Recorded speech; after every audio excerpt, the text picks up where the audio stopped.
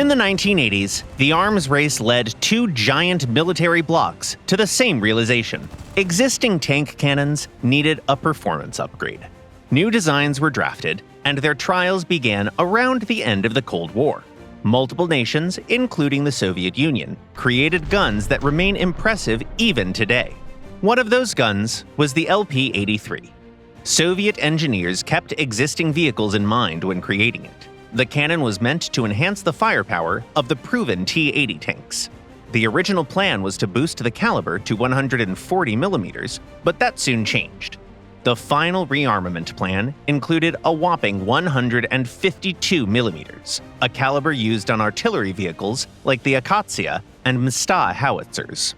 At first, the engineers wanted a new turret for the cannon, with flattened shapes like on the Leopard 2, and to test both a rifled bore and a smoothbore variant. But that plan was quickly discarded.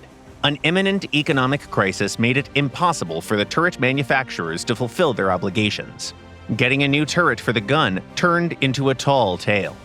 They had to make do with the original turret of the T-80, creating additional space with a special niche in the turret rear. Tremendous effort was put into reducing the recoil of the gun. The autumn of 1990 welcomed a non-combat version of the T-80 equipped with a 152mm gun known as the Object 292. It had no machine guns, no ERA blocks, not even a full communication suite. The test version didn't even feature the autoloader that was prepared to handle all available shells. The machine's only purpose was to assess the power of the gun, and that's where it exceeded all expectations.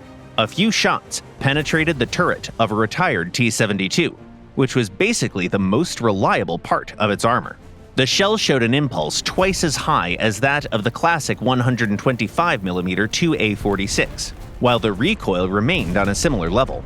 The trials were deemed successful. The T-80 platform could sustain the new loads. In other words, existing tanks could be rearmed with the new gun.